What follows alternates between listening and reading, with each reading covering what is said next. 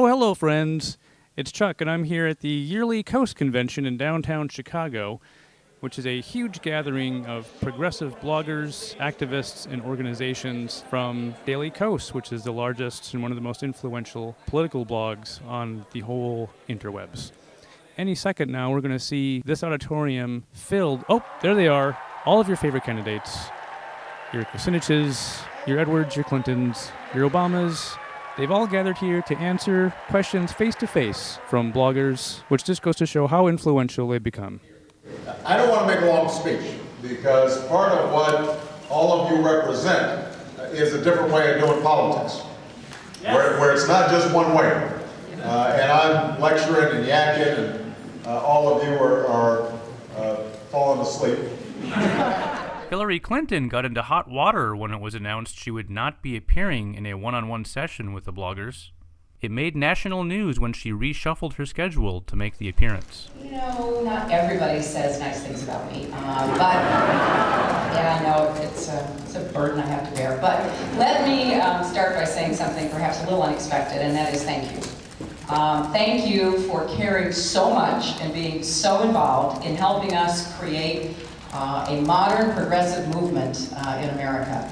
I only wish that we had this active and fighting a blogosphere about 15 years ago. I'm really glad she decided to show up, and it looks like she found out about an error, had her staff change it, and was all in good faith.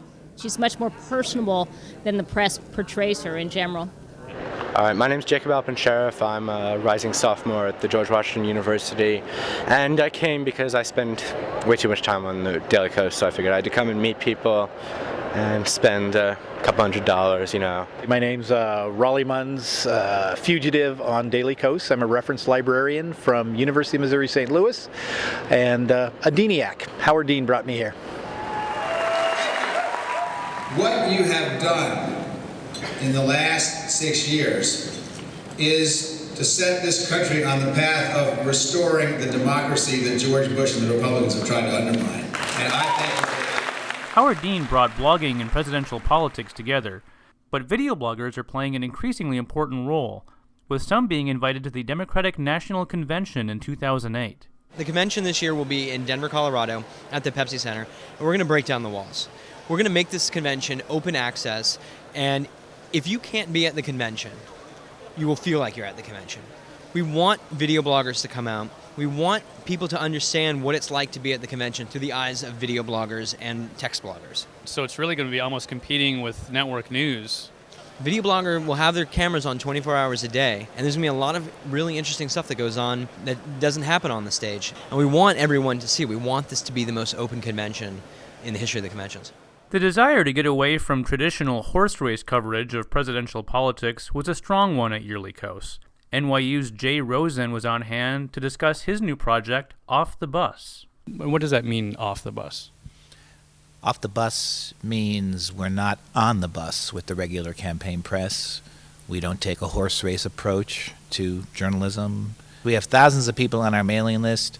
We're going to engage them in what we call distributed reporting projects, which is lots of people combing through data or asking the same question in a lot of different places. And so we're just going to try and recruit a lot of people who care about their country, care about the nation's politics, and think campaign reporting can be a lot better to participate in it. Participation is definitely what fuels the blogger revolution. YearlyKos founder Marcos Zuniga sums it up. It's a movement that continuously refreshes itself, taking advantage of its democratizing infrastructure to give anyone with the right idea and passion a chance to change the world. It's a world in which the gatekeepers of the traditional media, the political and activist establishments can be easily bypassed. Doesn't matter whether the elite think we are respectable or not. They have lost the right to judge us.